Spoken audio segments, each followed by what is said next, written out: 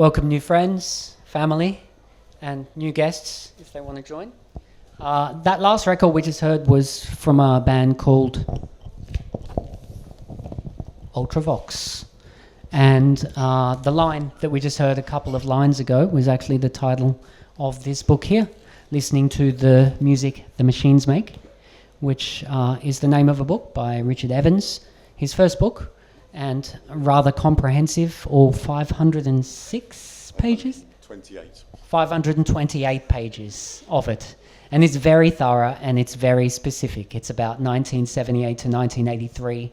Electronic prop, largely focused on the British music, because obviously electronic pop was happening everywhere at the time, but here in the UK specifically, this music went global, especially towards the latter half of the 80s. So we're here to talk about that and the book. And thank you so much for coming today. Pleasure. Nice to be here. I guess we'll just start with Ultravox. What made you choose that song for the title of your book? Okay, so the title of the book came about halfway through writing the book. And initially, I wanted to call the book Together in Electric Dreams. But then I found out that another book was in progress with that title already, and it's coming out next year. It's about the Sheffield electronic scene, and it's by a guy called David Buckley, if you want to look out for that. So I kind of had to scrap that idea for a title, because it felt like a bit of a standoff between me and David. It's like, who's going to finish their book first? And I was literally I was driving the car, and I was listening to Systems of Romance, the album, the Ultravox album that song comes on from. And it came on, and I'm like, that's it. It was like a stroke, a lightning bolt, saying, this is the title for your book. And I pulled over and I wrote it all down. And I sent a message to John Fox's manager. John Fox is the singer from Ultravox at that point in their career, and said, I'm writing this book, and it's about all these things and all these people, including you, and I would love to use your words as the title for my book. And he sent back a really lovely, encouraging email saying that I could do that, and good luck with the project, and he looked forward to reading it, which, to my knowledge, he still hasn't. Wow. So between Together in Electric Dreams and Ultravox, I think you chose the right title. Yeah, I think so too. I'm much, much happier with this one now. It feels a bit more obscure, a bit cooler. And a very beautiful song too. I'm just going to ask the question straight up. How old were you in 1978? In 1978, I was 11. This is kind of an important time for me, because I grew up in a house without any music. I mean, not because music was banned in any sort of weird way, but because I had parents who aren't interested in music at all. I'm the oldest of 4 children, so it's like there was no older siblings bringing things in for me to listen to. So finding music kind of felt like my thing. It was like a sort of a magic thing that was all of my own. It's like I could sort of invent it for myself. And in 1979, I started comprehensive school, so high school, for you guys. And at that point, I realised that all this stuff was out there. It's like my early musical memory is, I come from Chelmsford in Essex, which is a sort of a boring suburban, commuter town outside London. And in 1976 and 1977, when punk happened, I was too young, obviously, to know what was even going on. But on Saturdays, I had to go into town with my parents, because you had to go and get all the shopping. And it was horrible, and, we all hated it. But all the punks in Chelmsford used to hang around as a fountain right in the middle of the shopping centre. And they used to hang around this fountain, and they looked fantastic. And it's like I had no idea what the music would sound like, but they looked so amazing, like people, come down from another planet, that I thought, I've got to find out about that. And then I started comprehensive school, and it turned out that some of these punks, who seemed impossibly old to me, were actually pupils at my school, who were like a few years older than me. And although they were, a few years older than me and therefore too cool to talk to, it's like, you got it all from the back of the leather jackets, all these names, all these amazing sounding things. And then for me it was John Peel, and then sliding into music from that. It just reminds me of the Michael Winterbottom film, 24 Hour Party People, for anybody that hasn't seen it, that amazing gig of Sex Pistols and the 10 people that were there and how it was such a big influence. I wonder if you've had a similar story yourself of some band you saw in Essex that was just a small-time band and they kind of blew up. Chelmsford was quite interesting from a punk point of view because the very first punk festival, I'm pretty sure the very first punk festival happened in Chelmsford at the Chelmsford City Football Ground. So it was a huge to-do. The town was up in arms against it, and the whole thing was a disaster, and half the bands didn't turn up, and no one got paid, and everything got wrecked, and the trains in from London, where everyone was coming from, all fell apart. So it all sort of loomed large. So I guess, in a way, that punk festival, which I wasn't even part of but was aware of happening, just sort of felt really exciting and a bit dangerous and a bit strange. And as I sort of got to find out about bands, and it's like I was indiscriminate in my listening, because I had no one to really show me where to go, and I found the lending library in Chelmsford, and you could borrow records. And so I just started borrowing records. And because I had no knowledge of what I wanted or what I liked, I was just kind of choosing things because they looked good. So I was like borrowing progressive rock and, I don't know, funk and, a bit of everything. And gradually I was starting to find the things that I liked and the things that sounded interesting. And I think for me, it was always about finding that moment, seeing the Chelmsford punks, the moment of finding something that felt like it had beamed down from somewhere else, something really special and really unusual.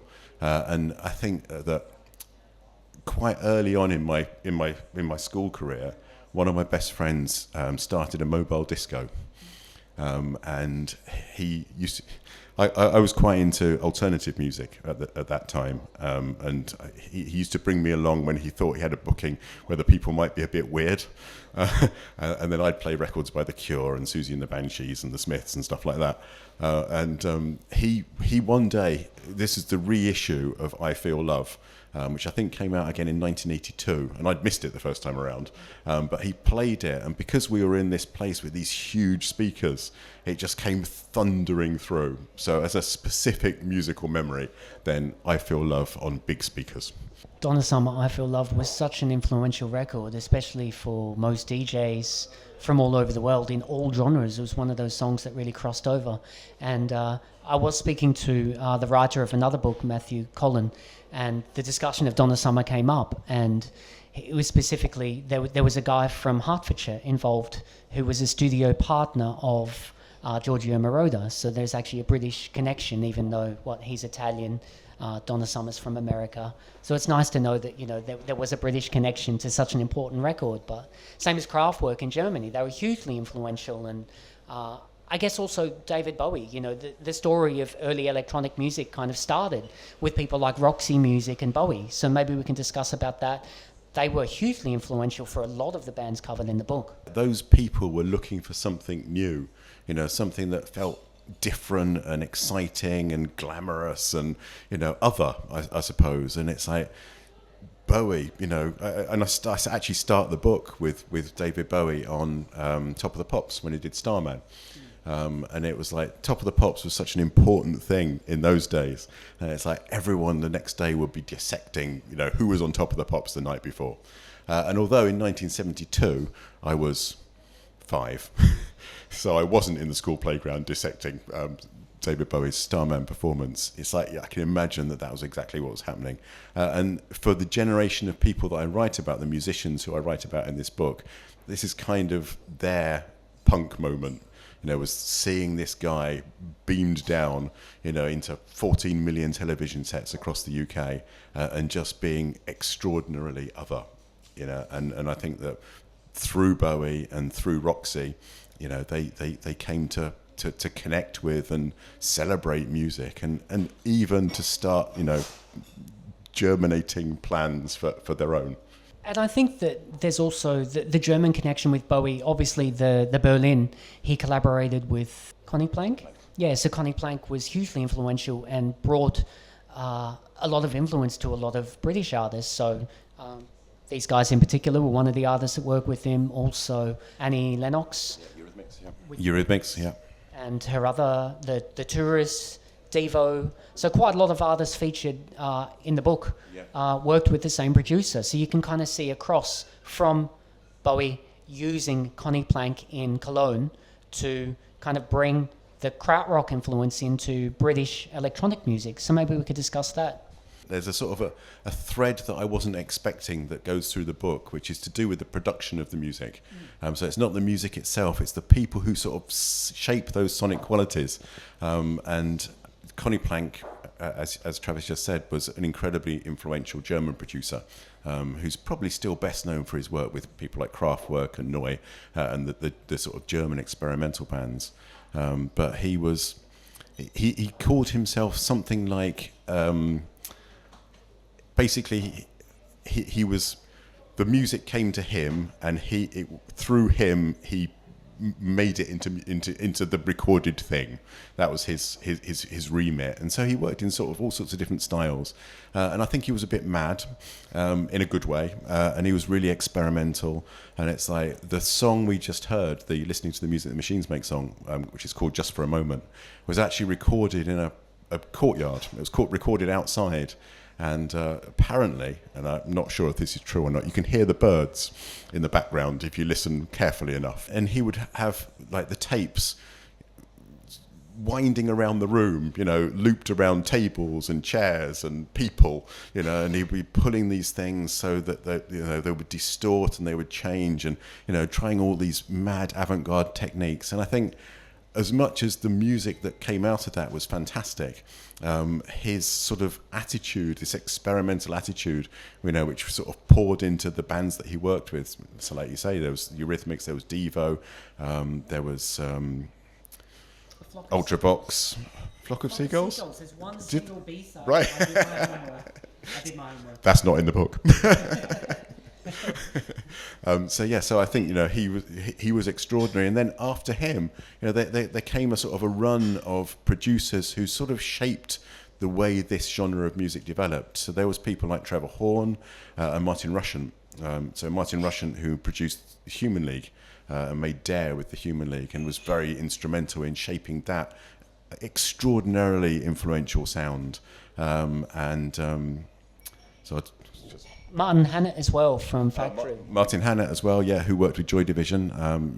Again, he was sort of they were kind of maverick, and I'm going to use the word madman again, because they were singular people who were sort of striving for something unusual and confrontational and satisfying, and they kind of weren't prepared to sort of play by the rules to get there, and so they sort of brought this maverick DIY element into a movement which was already showing signs of a sort of maverick DIY DNA. Because the book is very specific, and we kind of started at 78 early to say how old you were, we can go through the years, and some of the first bands that were electronic that are covered in the book include Orchestral Maneuvers in the Dark and Cabaret Voltaire. So maybe we could discuss some of the first bands here in England that were making electronic music. And when we talk about electronic music, we're not just talking about some guy on a synthesizer in a rock and roll band. We're talking about this shift where electronic was at the forefront of the music, and some of the drums were electronic, which Donna Summer is a prime example of that. And the story of that situation was just the drummer was not keeping time, so they used a drum machine. And those changes have been hugely influential in electronic music and techno, because it just changed everything when things started syncopating, and it kind of freed up musicians. And I guess to me, I love techno music, and I love the ritualness of it. And a lot of this music, they've got that bass of that motoric beat. A lot of this sort of goes back to a very specific moment in time when all sorts of things were sort of converging. So punk rock is a very important part of this story. And not really punk rock from a musical point of view, because I think that the people who started making electronic music were actually a little bit disappointed by the music qualities of punk rock, because it wasn't particularly new. It was just a bit louder and a bit faster and a bit more aggressive, which was great in its own way. But they were sort of looking for something a little bit more. But I think what punk did do was brought in this DIY culture, So it's like fanzines became a thing, and everyone was sort of starting to do their own thing. And because punk was all about sticking it to the man, it's like if you wanted to be in a punk band, you could just pick up a guitar and you could just strum it away, and that's it. You're a punk artist. And the people that I write about did the same thing, but with synthesizers. So the second thing that sort of lines up with this period is the fact that all of a sudden the synthesizer manufacturers had run out of prog rock people with huge deep pockets to sell their very, very, very expensive synthesizers to, and had developed stripped down domestic versions of synthesizers. So all of a sudden you could buy a synthesizer. I mean, it would be a rubbish synthesizer, but you could buy a synthesizer for the same sort of cost that you would be spending on an electric guitar, if you shopped around a bit. And there's several people in the book who talk about this sort of moment, and they're like, it's like, why would you bother to strum a guitar and make your hands all calloused, when you can actually just plug in a synthesizer and just start playing the buttons. But in the same way as the punks with the guitars, they didn't have the musical training to know what they were doing. So the DIY sort of thing came in because they were basically they were making it up as they went along because they had no idea how to do it properly. And that quality comes into these early records, which makes it very sort of like distinctive, I suppose. And then simultaneously to all these things is disco music. So disco music sort of came in sideways almost, and it just brought this sort of high-tech glossiness to music. And it's like those precision disco beats, the I Feel Love, the Giorgio Moroder stuff, and Sparks and people who were sort of like moving into this area, So all these things were sort of culturally happening in different lanes, and the people in the book that I write about were kind of the people who were at the crossing point of lots of these things happening simultaneously. So who were some of the key bands that you're most excited to talk about and research for the book? I suppose the ones I'm excited about are the bands that I would be a fan of. So I said before that I was brought up in Chelmsford in Essex. So Essex is the home of Depeche Mode. So Depeche Mode were a very important band. I mean, they were in Basildon, which actually isn't the same as Chelmsford, but for the purposes of being cool, it felt like that they were our band. But then we did get a band on the same label as Depeche Mode, and they were called Nitzareb, and they're from Chelmsford. They were a couple of years older than me. But so when I was about sort of, 15 or so, they started playing gigs around Chelmsford. So I'd go and see them play in the YMCA bar and stuff like this. And you were talking about sort of moments earlier. And I guess that's kind of another one, because I saw these guys who were school kids, basically, kind of like I was. And they were absolutely, they were making these records that were really fierce and hard and precise, and kind of captivating for me. So much so that they were used by DJs decades later. I discovered Nitzareb through mixtapes from some of the Nova Mute artists. So Mute Records being a really important label with a lot of electronic artists and synth pop artists. But they started a label later called Nova Mute, and all these DJs were reviving artists like Nitzareb and putting them in DJ mix, in techno mixes. And you'd be hearing all of this kind of boring, produced on the laptop stuff, and then Nitzareb would come on, and you'd be like, what's happening? And it was just worlds ahead, and it came out like 20 years before. So it must have been really interesting seeing bands like that. It was really exciting. And it's like, I was saying before that I was kind of indiscriminate in my music, because I was just selecting stuff at the library, kind of because on how the covers looked. But I never, almost until I started writing the book, I've never particularly considered myself an electronic music fan. I'm just a music fan. But I started to realise in the period where I was putting the book together that the things that I like the most, even if it's like funk or soul or rock, they tend to have either like an electronic thread running through them, like a synthesizer element that's quite obvious, So, for example, Yes, when they did Owner of a Lonely Heart, it's like that immediately jumped out for me because of that sort of, zigzag synth sort of part. And, it's like all the funk stuff that was happening at that time, had those same sort of precision beats, the very sort of, precise, danceability to them. Did you used to like record the charts and later music video shows? Because I did. I used to tape off the radio. I used to go to the record store straight after school. Around the age of 12 to 14 was my most obsessive years, where I would, use my lunch money to go and buy tapes. I would, literally just go get the charts, and I have to cross off every single song, make sure I heard every song in the Australian, the American, and the UK singles chart for the week. I'm guessing you're just as obsessive, having written this. I don't think many people are as that obsessive. I just assumed. Next question.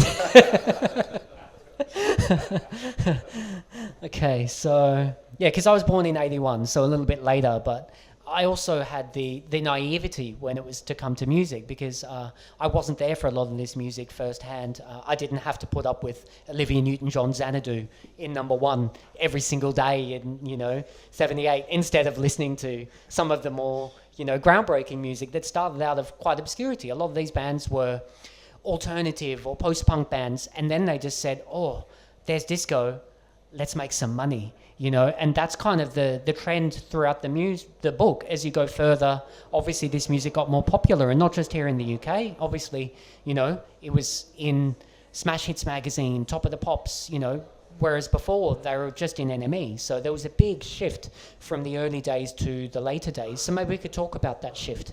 The model of the music industry is that everything follows the money. So it's like right at the beginning of the book. So the book's divided into different sections. So the first section is called Revolution, and it's about the early experimenters, the people who were doing this with no sense that there was a commercial future to any of this.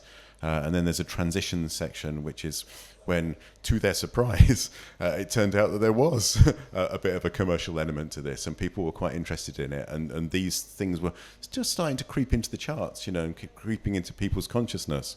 And then the third part is the sort of mainstream part, when actually, this kind of music has sort of seeped into everything, because it's the sound of the moment, and everyone wants some of that, So it's like, I don't know, Rod Stewart or Elton John or, any of the sort of the big, inverted commas, dinosaur acts, who from the generation prior to this one were bringing those elements in, and sort of, polishing their sound and bringing in the synths and, all of those things. So I think, it's like everyone follows the money. And in this particular tale, everyone also follows the technology. So there's technology. It's not a book about technology at all, because I don't know anything about the technology. But the technology is sort of in the background at all stages. So right at the beginning of the book, it's like synthesizers are really primitive, and then there's a point at which drum machines come in. There's a point at which synthesizers can do more things. There's a point at which samplers become a thing, and each of these things has their own sort of mini revolution behind it. And I think people, when this became a successful genre, people would listen to things and they think, oh, I really like that bit in that band's record, so I need to have that on my next record. But to get one step ahead, I'm going to have to bring in a bigger thing or a better thing or a newer thing, and so it just sort of becomes a sort of self-fulfilling prophecy, of these people buying all this kit that still they probably couldn't really use, and putting together more and more layered and complicated things, and until the point, and the book finishes in 1983, and at that point it's kind of difficult to distinguish what's electronic music and what isn't, because the production and the studio techniques and the sort of the need for these sounds has become so prevalent, that it's just difficult to see what's what. And the transition period in particular, what year would you say you saw the transition from the pre-early experimental stuff to the transition before the mainstream? What years are you talking about there? So those years, it's really 1980 and 1981. So it's like at the beginning of that period, you have people like OMD who are sort of just creeping into the charts. And then you have a sort of a very healthy underground of people like Cabaret Voltaire and the Normal and the Human League at that point, the early Human League, all sort of making records and doing stuff. But by the time it's like 1981, it's like everyone is sort of getting their chance. It's almost like they're all sort of just starting to break through. And I think that's partly because the media scene was changing over that period. And there's an awful lot in the book about, I report lots of pieces of reviews and opinion pieces from the time. And broadly speaking, the inky media, the Sounds, the NME, the Melody Maker, the serious music press, they kind of hated electronic music. And they're very, very down on the music and also on the bands who make the music.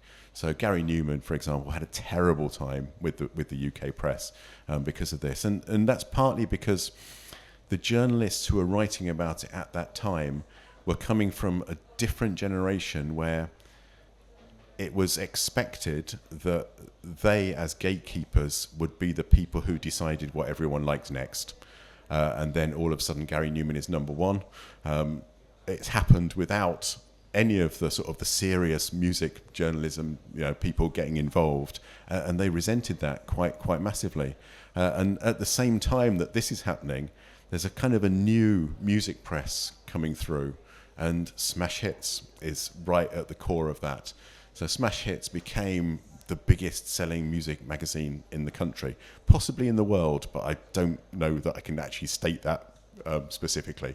And it's like they had a different attitude, and they were much more prepared to embrace the new things because they were using colour print.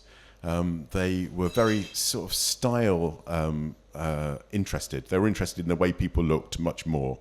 You couldn't just be, a band in jeans and a denim jacket and long hair anymore. You had to be making a visual statement, and all of a sudden there is this generation, this post-punk generation who have taken the things from disco and from punk and from everywhere else who are quite savvy in the way that they present themselves, and they've seen the importance of presentation. So again, all these things are sort of happening in parallel, and they're all feeding into a kind of a revitalized music industry, which has torn up the old rule book, started a new rule book, and it's all happened just in time to benefit these bands.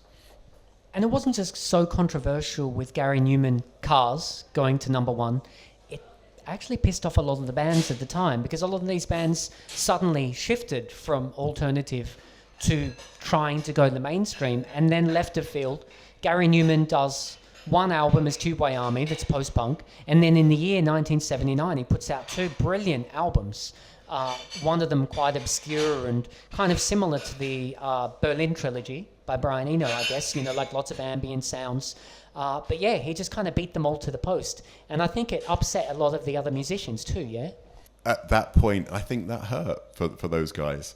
But now they can look back and they're very gracious, and they say, actually, those records were great records. I kind of wish that the British media gave him a better chance, because, nowadays we talk about music and mental health, and, we don't talk negatively about musicians. We respect them even if we don't like them. We just go, okay, it's not in my trajectory. I don't love your music, but I'm not going to say, you're talentless and write it in a review in the newspaper. That kind of thing just doesn't happen anymore. But at the time of Gary Newman, he got slandered, and he's really suffered as a result. And I would say his career kind of suffered because he was at the top. And where do you go from there when everyone's saying, I don't want you here? It must have been really difficult for him. Yeah, I think it must have been incredibly difficult for him. And I think, although he didn't know it at the time, he has Asperger's. So it very much affects the way that he processes the world around him.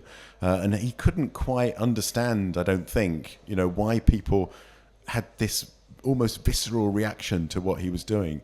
And it's because he was the first. It's like he was the first person to do it. He's the first person to come along. He was the first person to sort of ride this wave of vitriol from the music press. And the music press was, made up of guys who were kind of much older, whose idea of success in a music sense is to do with virtuoso playing, years and years of practice, calluses on your fingers.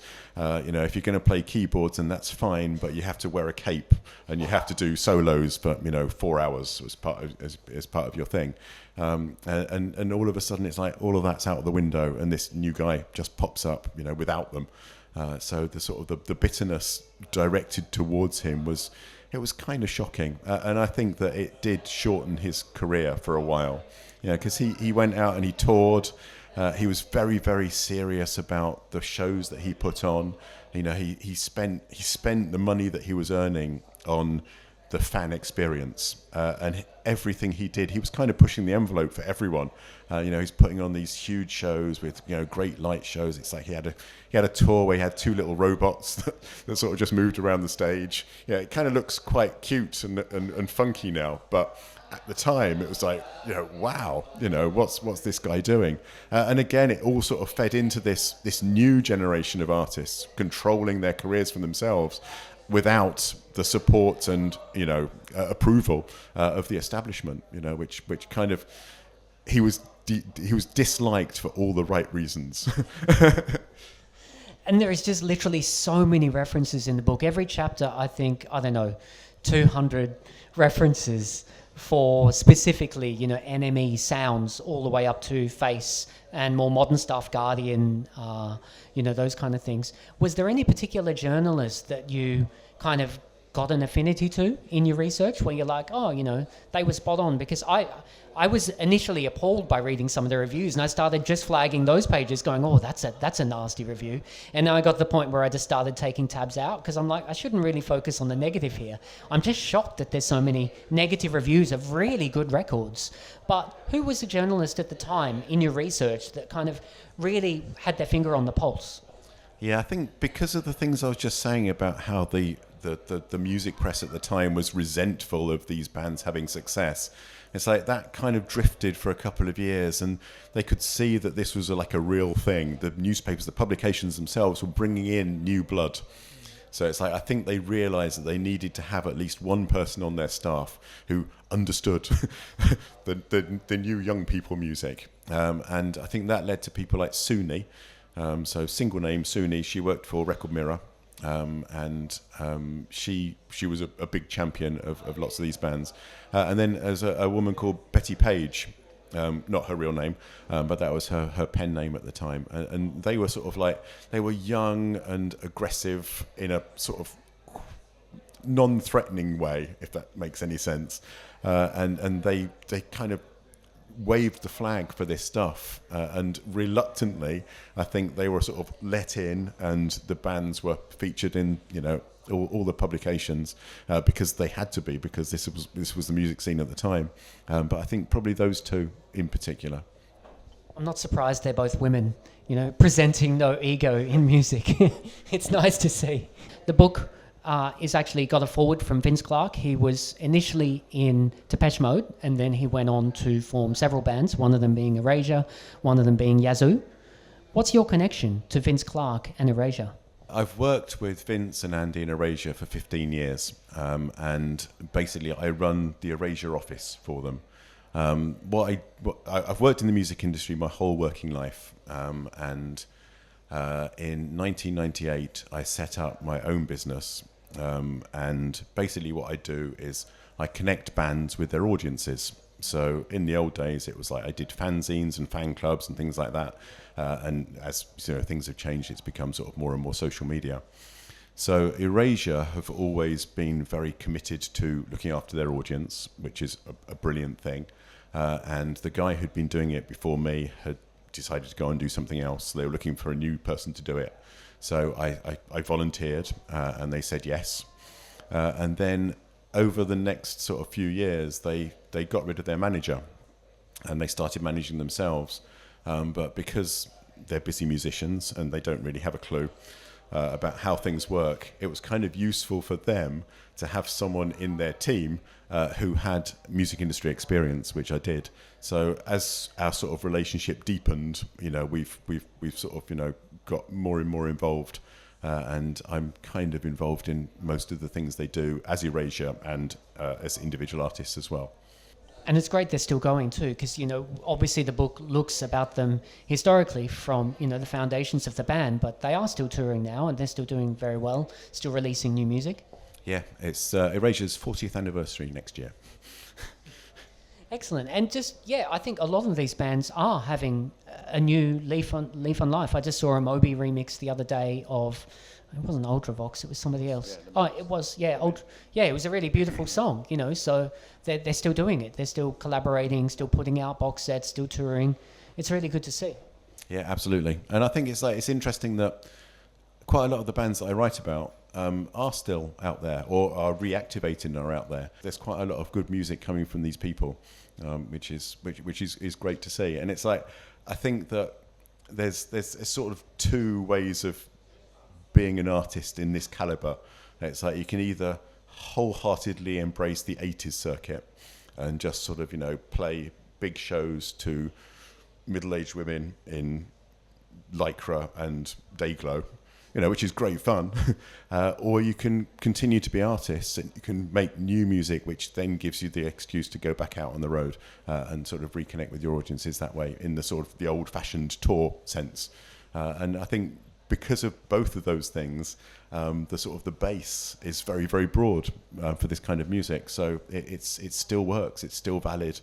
People are still responding well to it. And OMD in particular, I read once that Kraftwerk used to go and see them live, and I'm like, what cred, Kraftwerk don't ever talk about influences, but they were a huge influence on them. They would go to the shows, stand backstage and go, this is a beautiful electronic band. So if you're not familiar with Orchestral Maneuvers or you think some of their stuff is a bit too mainstream pop, check the B-sides. They did a song called Noi 3, a tribute to Noi. They were a really pioneering band, one of the first British electronic bands, all electronic.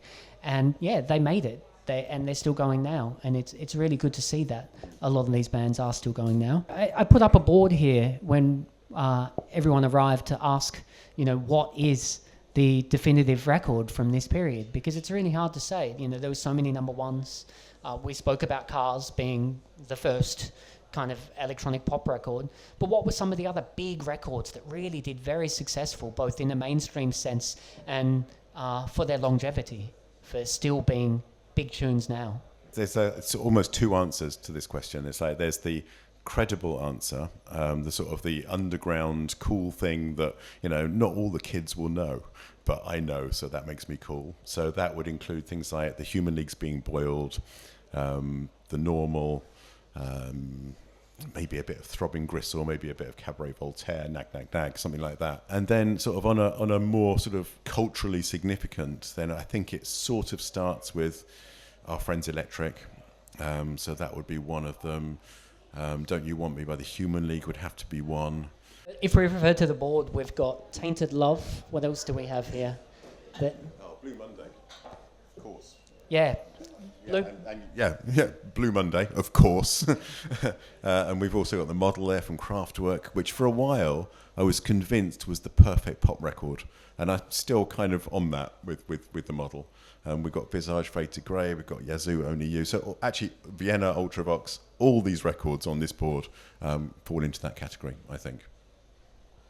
I think that's a pretty strong place to end. So I think, I thank you so much for sharing the book. And Richard does have the book for sale, so I highly recommend you pick it up and have a read, because there was so much to learn. There were so many bands I didn't know about, and I'm rather obsessive about music.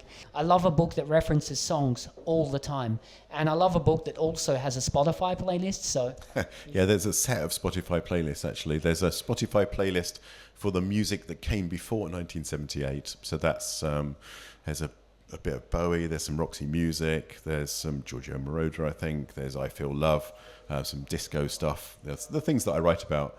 And then for each of the sections in the book, so Revolution, Transition, Mainstream, there's a dedicated playlist which kind of covers as many of the songs that are available on Spotify that I write about. And I should warn you that it's hundreds of songs across these playlists. It's a lot to get through. That's okay. That's why I started the Music Book Club, because I'm probably more obsessed with you, and I will be writing a book thicker than this.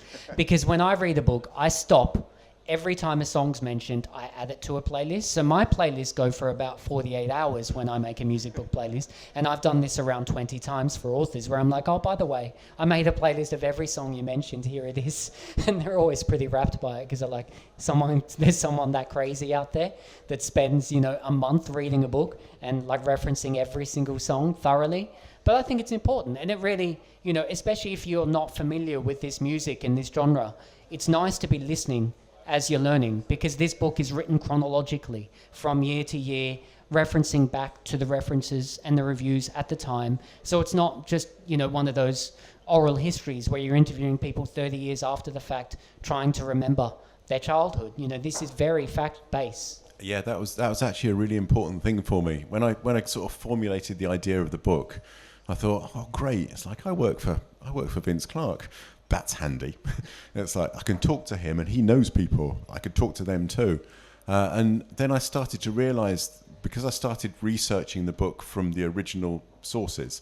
So for the book, I looked at every copy of The Enemy, The Melody Maker, Sounds, Record Mirror, Zigzag, Smash Hits, ID, The Face.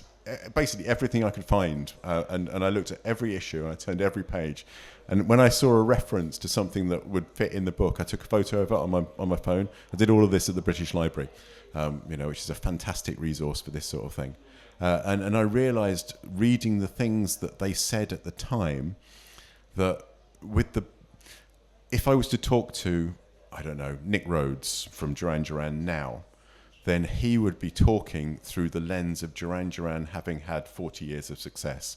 Whereas when they were talking in 1981, they were telling a very different story, because they were close to it, and they were kind of, I'm not saying that they're not telling the truth now, but because so much time has gone by and they've told these stories so many times, they sort of like, the edges have worn off. They've sort of become sound bites almost. So it felt much more satisfying, much more interesting to go to the original material and tell the story from that point of view. So actually, I went to a few people to sort of clarify points and things, but I didn't actually interview anyone for the book. Everything sort of came from the original sort of scene stuff. I love it, and that's why I love the book, and that's what the Music Book Club is all about. Yeah, thanks so much for sharing your story. Absolute pleasure. Thank you for coming. Thank you, everyone.